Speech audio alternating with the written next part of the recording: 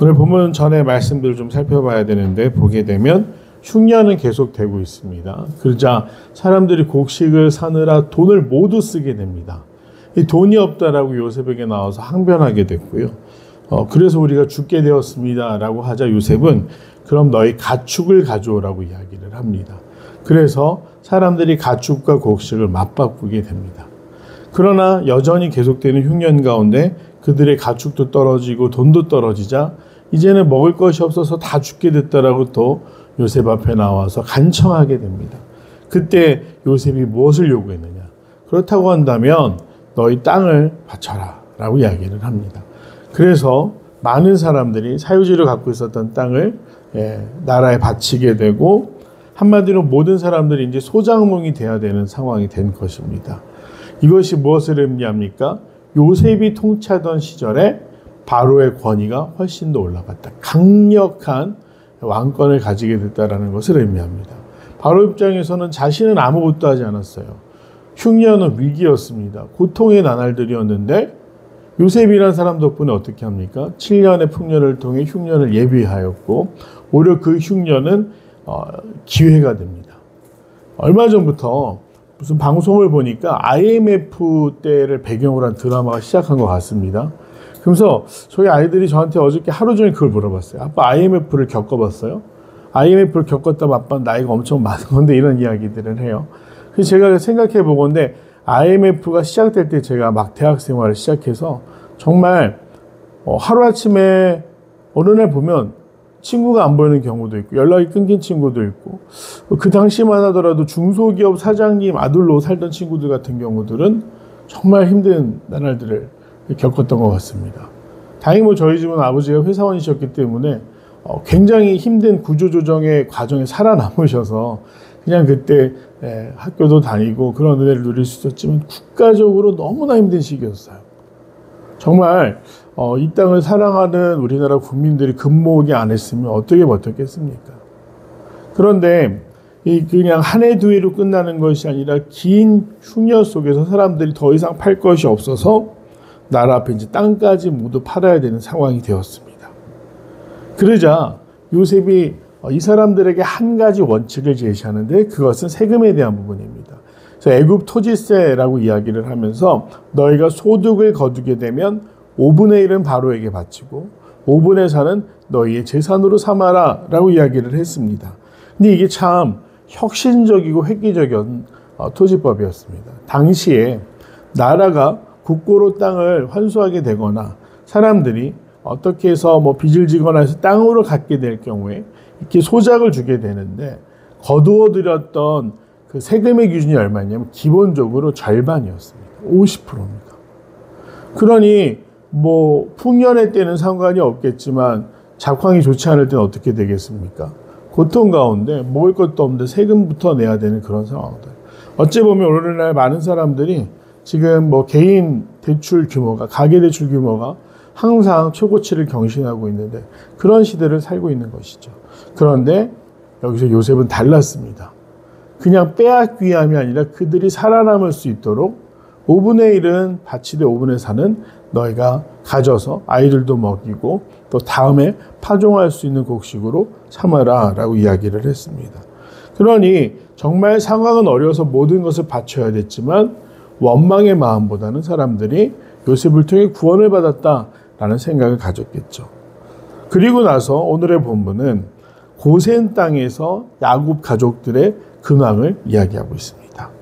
고센 땅에서 독립적으로 바로의 가축을 거두어들여서 돌보고 있었던 이스라엘 백성들, 이스라엘 족속은 생육하고 번성하였다. 흉년의 시기에 많은 사람들이 고통받고 있었는데 하나님이 선택하신 언약의 백성들은 달랐다라는 거죠. 소망하기는 우리가 아무리 어려운 가뭄의 시기를 겪더라도 하나님이 하나님의 백성들을 얼마나 사랑하시며 어떻게 피할 길을 주시는지 우리도 신뢰함으로 견뎌내고 또 감사할 수 있는 인생을 살아가는 더 필거님께 성도들이 되기를 간절히 소망합니다. 생육하고 번성하였더라. 흉년할 때 이것이 가능한 일입니까? 그러나 요셉이 정말로 오랜 시간 인내하고 견뎌낸 그 일들을 통해서 그 가족이 구원을 받고 있다라는 것을 볼 수가 있습니다. 그리고 야곱이 애굽 땅에서 17년을 거주하였으니 그의 나이가 147세라. 야곱의 인생을 한번 돌아보면 77세, 정말 오늘 기준으로 140세가 노인이다라고 한다면 중년이 될 때까지 아버지 집에 머물다, 결혼도 하지 않고 아버지 집에 머물다가 이 장자권에 인한 형을 속이는 일로 인해서 밧단아람으로 갑니다.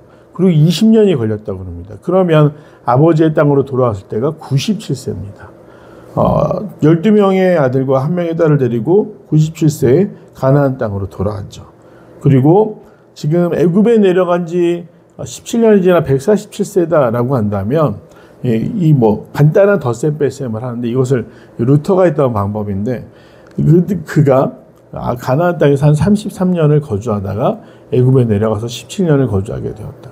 인생이 계속 이주하고 옮겨 다니는 그런 과정이었습니다. 결코 순탄치 않았죠. 그런데 오늘 무엇을 이야기하냐면 자신의 죽을 날이 다가오고 있다는 것을 알고 이스라엘을 불러서 축복하는데 실제로 장자는 누구였습니까?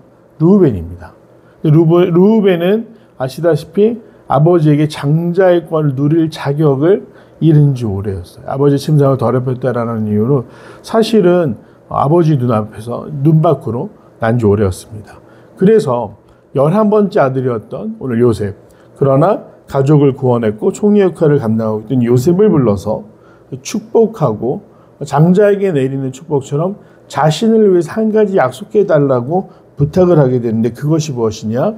자기가 죽게 된다면 그 이후에 조상들의 묘, 우리가 잘 알다시피 아브라함이 사라를 장사 지내기 위해 샀던 막벨라 굴, 햇사람에게 은을 주고 샀던 그 막벨라 굴에 아브라함, 사라, 이삭, 리브가가 장사되었기 때문에 나 또한 그곳에 너희가 장사해 줬으면 좋겠다라는 부탁을 하게 됩니다. 내가 조상들과 함께 눕거든 너는 나를 애굽에 메어다가 조상의 묘지에 장사하라. 요셉이 이르되 내가 아버지의 말씀대로 행하리이다 라고 이야기를 합니다. 그래서 요셉이 야곱을 장사 지낼 때 뒤에 등장하지만 온 애굽이 슬퍼했고 바로도 그 일을 허락하죠. 그렇게 해서 야곱은 열조에게로, 성경에 나오는 표현이죠, 조상들의 땅으로 돌아갔다라고 이야기를 하는데 이것이 왜 중요하냐? 정체성에 대한 이야기이기 때문입니다. 어디서 시작했고 어디로 돌아가야 되는가? 오늘 사실 애굽에서의 생활은 가장 애굽에서 바로 다음으로 강력한 권한, 사실은 어떻게 보면 바로가 이 요셉의 덕을 보고 있는 그런 상황들 가운데 이 이스라엘 아들들에게는 정말로 윤택하고 평안한 삶이 예정되었습니다. 그러다 보면 어떻게 됩니까? 그곳에 유력한 가문되어 정착할 수 있었습니다.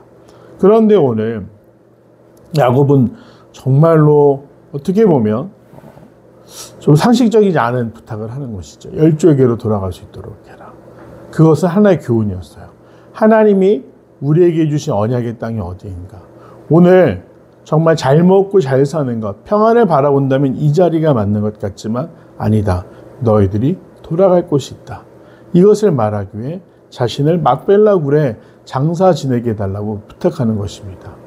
애굽에서 가축 잘 돌면서 심지어 독립적으로 바로의 간섭 없이 잘 먹고 잘 살던 형제들이 이내 애굽의 삶, 그다음에 애굽 사람들의 삶의 양식에 녹아들어 그들과 하나가 돼버린다면 언약의 백성은 사라지게 되는 것이죠.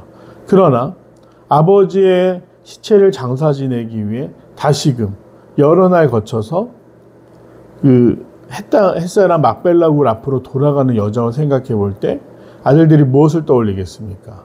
또 그 장사를 지내가 오래 고향을 떠나있던 요셉은 무엇을 느낄까요?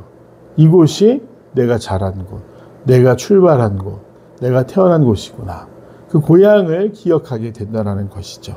그래서 오늘 야곱은 자신의 죽음 전에 그들이 어디서부터 시작되었는지를 잊지 말라라고 당부하기 위해 자신을 어떻게 장사 지낼 것인지에 대해서 자녀들에게 당부하고 있습니다. 그래서 우리가 잘 알다시피 환도병, 허벅지 아래 손을 넣고 맹세하라. 그러면 허벅지 아래 손을 넣고 맹세하려고 한다면 맹세한 사람 입장에서는 무릎도 굽혀야 되고요. 또 머리를 아버지 무릎 위에, 허벅지 위에 이렇게 숙여서 놔야 되는 거죠. 그래서 고대에서 가장 중요한 약속을 할 때 약속을 이행해야 되는 사람과 약속을 요구하는 사람에게 오늘 요셉이 머리 숙여 아버지의 무릎에 기대어 아버지 제가 그렇게 하겠습니다 라고 이야기하는 것을 볼 수가 있습니다.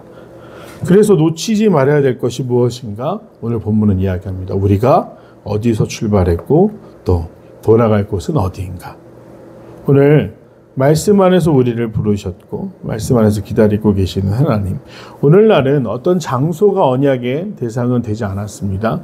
그러나 말씀이라는 것, 우리 삶의 가장 중요한 가치라는 거 기억하시면서 항상 말씀의 중심에서 떠나지 않는 삶이 될 수 있는 귀한 성도들이 되시기를 간절히 소망합니다. 내용 같이 한번 보겠습니다. 1번, 이스라엘 족속은 애굽에서 어떤 삶을 살았습니까? 생업을 얻어 생육하고 번성했다 라고 기록하고 있습니다. 생업을 얻어 생육하고 번성했다. 2번, 야곱은 죽은 날이 다가오자 요셉에게 무엇을 부탁합니까? 조상의 묘지에 장사해달라고 부탁을 합니다. 조상의 묘지에 장사하라. 막벨라고를 의미하고 있죠. 3번, 야곱은 왜 요셉에게 자신을 가나안 땅 조상의 묘지에 장사해달라고 부탁합니까? 고센 땅의 이제 풍요 안정은 일시적인 것이라는 것이죠. 고센 땅의 풍요 안정은 일시적인 것. 하나님께서 아브라함과 이삭에게 허락하신 땅 가나안을 기억하며 돌아갈 곳이라고 가르치는 것.